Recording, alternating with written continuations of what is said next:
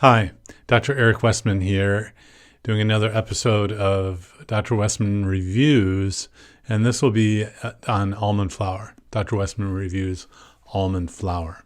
But today, before I get started, I want to remind you that we're having an upcoming 7-day Start Keto Right challenge starting at the beginning of the year on January 2nd. If you didn't hear me talk about the challenge in the video before, I'll include a link to the challenge page below so you can check it out. You can sign up at Adapt Your Life Academy as well. So almond flour is a, kind of common staple on a keto diet list, right? You'll see it in all sorts of recipes where you're trying to recreate the food that you're not having anymore, like you're making almond flour bread, or you're making almond flour in the pancakes. And in some instances, I guess this really includes any kind of nut flour. You might be mixing the flour with the nut flours to lower the carb content. And a lot of keto programs will include that, and I don't. Let me explain why.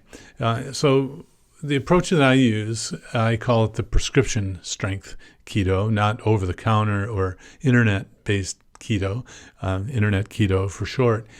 My approach has to work the first time, every time, or my patients aren't very happy. So you have to consider the source of information and where you're getting it, who you're getting it from. When I started learning about a low-carb diet, I went to visit doctors who had used this approach in their own practices, Dr. Atkins, Dr. Eads, Dr. Bernstein, Dr. Rosedale. And what I learned is that they kept the total carbohydrate grams really low. And they didn't allow people to have almond flour, coconut flour, things like that. In fact, they didn't allow people to have nuts or nut butters. So at first, if you want to do prescription strength keto and want it to work the first time, every time, then don't have nuts, don't have nut flours, don't have nut butters.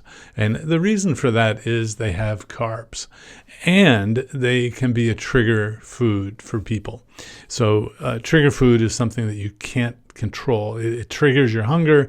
You end up eating to the end of the bag or the box or the jar. So for me, chunky peanut butter, so it's a nut butter, cashew butter, almond butter, macadamia nut butter, these all exist. And for me, a jar of chunky peanut butter, crunchy, is basically the serving size. I will sometimes not be able to stop, and I'll have the whole jar. And so if that is something, a trigger food is something you can't control. So the other element of it is that if you have something that has carbs and then you're not really carefully counting how much of it you're having, let's say you make an almond flour pancake and you look online and you get the recipe and it says 6 grams of carbs in the almond flour and for the whole the batch, but then you look and it says 6 net carbs. So actually there are more total carbs than there is, and I want you to use total carbs, not net carbs, because you actually can absorb the fiber grams that are called non-absorbable fiber. You actually can absorb them, and they can impact the ketones and the blood sugar. So always use total carbs if you want to use a prescription strength sort of keto diet. So if you're making the pancakes, for example, out of almond flour, and you end up having 2 or 3, or you're not really carefully counting how much you're having, then you may be actually having 5 to 10 total grams of carbs in those pancakes, or the waffles, or the chaffles. If you haven't heard of chaffles yet, be sure to check them out. They're a useful tool to have. And I don't want you to use almond flour in your chaffle. You can make great chaffles with cheese and egg without the almond flour. But the idea is to have as much as you want of food that has no carbs. So I've been doing this for, over 20 years, and I mainly just eat food that has no carbs.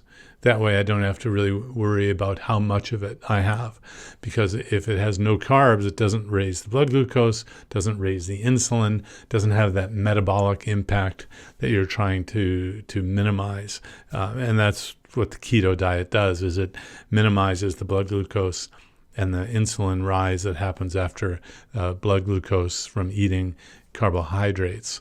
So almond flour can take you down the kind of slippery slope of increasing the carbs beyond what's necessary to keep you in ketosis. Now, ketosis just means you're burning body fat maximally. So you have to burn through all of the carbs, the alcohol too, in order to get your body to contribute fat in your daily energy. So what you want to do is keep the carbs really low. Don't have almond flour, coconut flour, almond butter, or peanut butter at first. Get that fat burning going.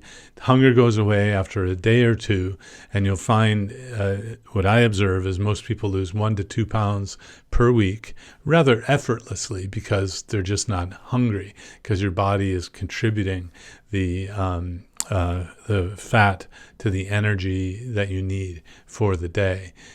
So there's also just something about nuts and nut flour, almond flour being one of them, where it happens to me, it happens to a lot of people, where it just for some reason you're not quite satisfied, and it's really because you've had some nuts and you want more nuts, but you're not able to have. So it just introduces this sort of uncertainty where most people come back doing the super strict 20 grams total per day or less, no nuts, no nut butter, and they're just comfortable. They're just comfortably full, and they don't have the cravings.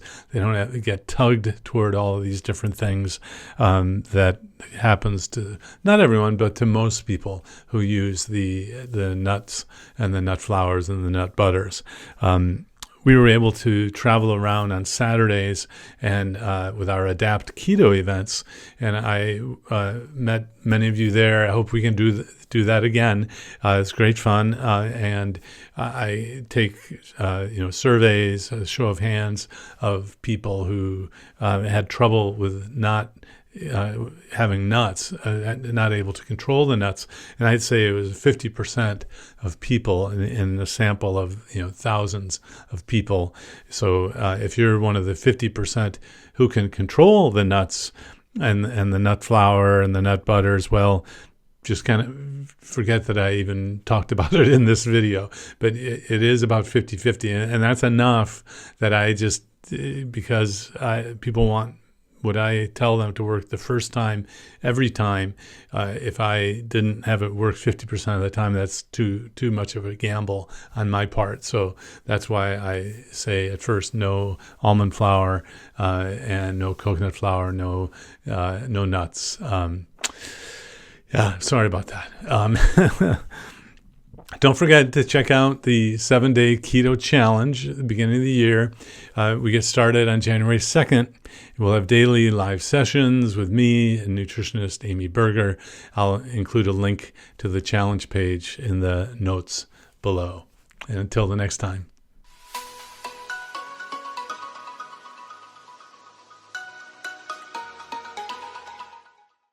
If you enjoyed this video, be sure to like, subscribe, and hit the notification bell, and check out adaptyourlifeacademy.com.